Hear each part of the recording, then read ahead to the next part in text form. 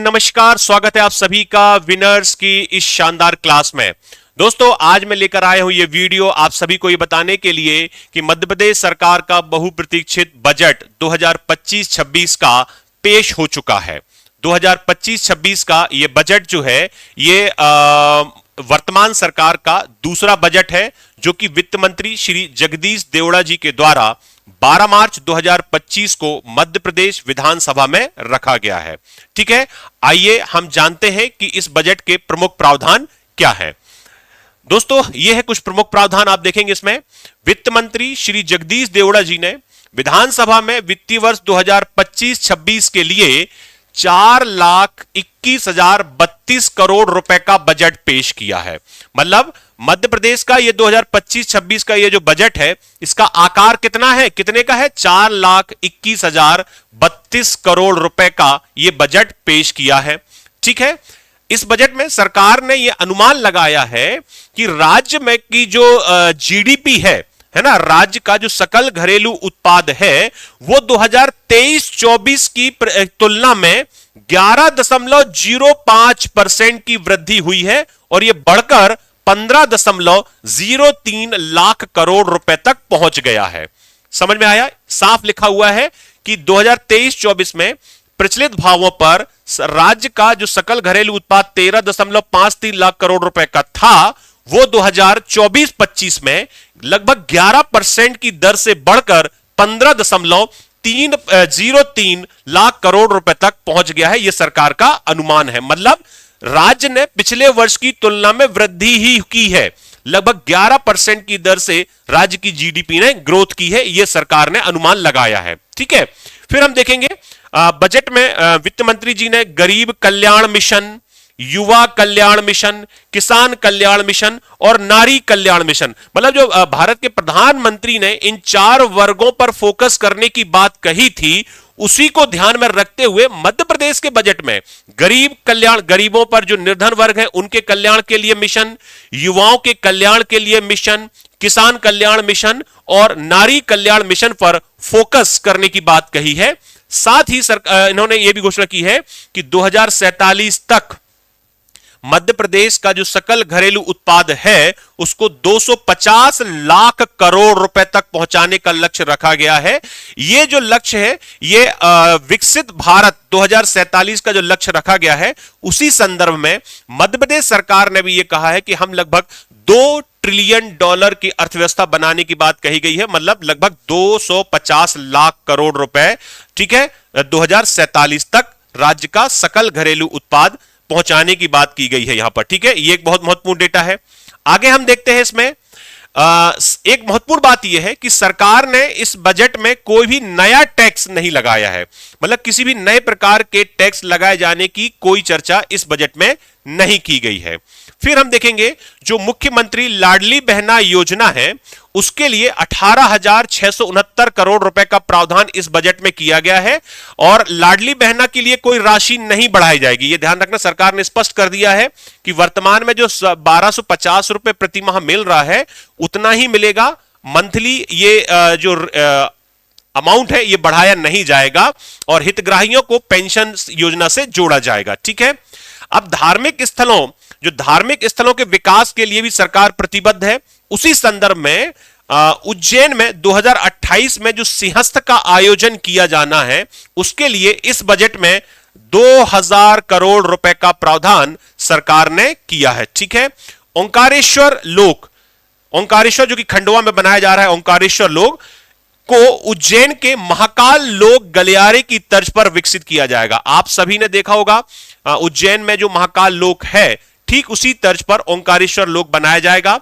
साथ ही श्री कृष्ण पाथे योजना बड़ी चर्चा में रही है। इसके निर्माण के लिए एक ट्रस्ट भी बनाए जाने की बात कही गई थी पिछली बार। इस योजना के लिए 10 करोड़ रुपए का प्रावधान कर दिया गया है। साथ ही चित्रकूट, सतना जिले के चित्रकूट में राम पथ गमन और चित्रकूट शहर के विकास के लिए 30 करोड़ रुपए का आवंटन किया गया है इस बजट में। मतलब सरकार धार्मिक स्थलों के विकास के लिए प्रतिबद्ध है। आगे देखते हैं क्या कुछ नया है। शिक्षा के क्षेत्र में देखेंगे तो प्रदेश में 11 नए आयुर्वेदिक कॉलेज और 22 नए आईटीआई खोले जाएंगे, यह भी घोषणा की है। और एक और महत्वपूर्ण बात, प्रदेश में डिजिटल विश्वविद्यालय, डिजिटल यूनिवर्सिटी और राष्ट्रीय रक्षा विश्वविद्यालय खोले जाने की घोषणा सरकार ने इस बजट में की है। ये बहुत ही इंपॉर्टेंट है दोस्तों, ठीक है। 2023 में जो सीएम राइज विद्यालय योजना प्रारंभ हुई थी, उस योजना के लिए इस बजट में 1617 करोड़ रुपए का प्रावधान जो है वो प्रस्तावित है।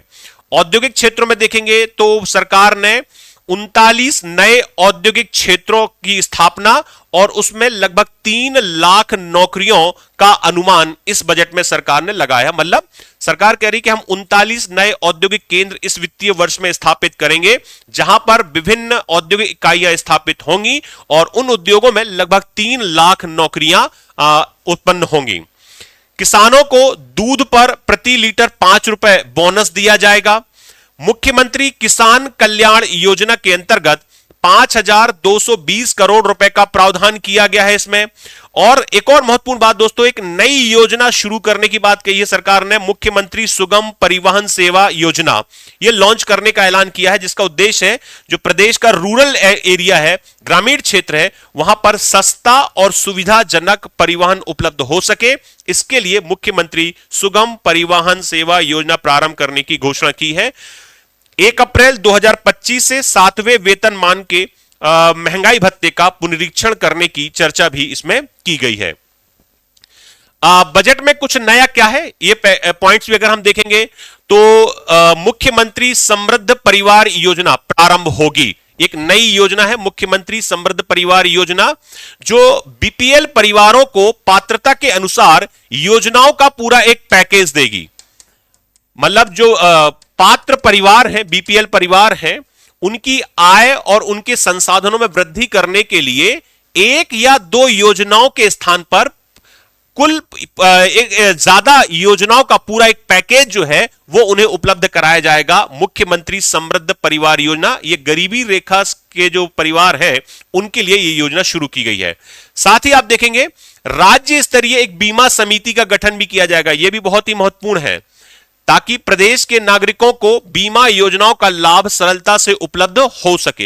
ये बहुत महत्वपूर्ण बात है। पिछले कई वर्षों से आप देख रहे हैं बीमा कंपनियों द्वारा लगातार फ्रॉड की शिकायतें जो आ रही थी, ठीक है ना, अनियमितता की शिकायतें आ रही थी। मुझे लगता है कि इसी को दृष्टिगत रखते हुए सरकार ने एक राज्य स्तरीय बीमा समिति के गठन का ऐलान किया है। यह समिति निगरानी करेगी कि प्रदेश के लोगों को बीमा योजनाओं का लाभ आसानी से मिल सके। इसी प्रकार सरकार ने यह भी कहा कि जो प्रधानमंत्री गरीब कल्याण योजना है, उसके तहत प्रदेश में 1,33,00,000 परिवारों को मुफ्त राशन उपलब्ध कराया जा रहा है। और यह जो राशन की जो क्वांटिटी है, लगभग 3,47,304 मीट्रिक टन इस योजना के तहत उपलब्ध कराया जा रहा है, ठीक है। और साथ ही हम देखेंगे प्रदेश में एक जिला स्तर पर जिला विकास सलाहकार समिति के गठन का भी ऐलान इस बजट में किया गया है। इसके अध्यक्ष मुख्यमंत्री होंगे, उपाध्यक्ष उस जिले का प्रभारी मंत्री और सदस्य के रूप में समाज के जो गणमान्य नागरिक है, विभिन्न समाज के लोग हैं, उनको सदस्यों में शामिल किया जाएगा। और इस समिति का काम क्या होगा, जिले के विकास हेतु योजनाएं और नीतियां बनाना और उसके लिए आवश्यक दिशा निर्देश जारी करने का कार्य इस समिति द्वारा किया जाएगा। मतलब सरकार का जो फोकस है वो जिला स्तर पर ही विकास योजनाएं बनाई जाएं सभी के सहयोग से, ताकि प्रत्येक जिले का विकास हो सके। और धरती आबा जनजातीय ग्राम उत्कर्ष अभियान लागू किया जाएगा। इसका उद्देश्य है जनजातीय बाहुल्य क्षेत्र का समग्र विकास करना दोस्तों, ठीक है। तो ये थी दोस्तों आज पेश किए गए 2025-26 के बजट की कुछ महत्वपूर्ण बातें, और इसमें से हमने कुछ महत्वपूर्ण बातें आप तक पहुंचाई हैं दोस्तों। तो जुड़े रहिएगा विनर्स के इस ऑनलाइन प्लेटफॉर्म से। जल्द आपसे हम मुलाकात करेंगे। जय हिंद।